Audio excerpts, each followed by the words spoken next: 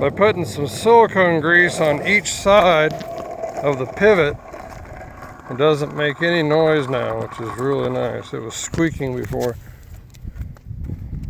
Right there where it pivots, right in there. On both sides of the bushing, where the metal piece goes in, there's rubber bushing in there. Silicone grease on both sides, and it will not squeak at all. And it turns a lot faster now. Just a little heads up on tweaks you can do.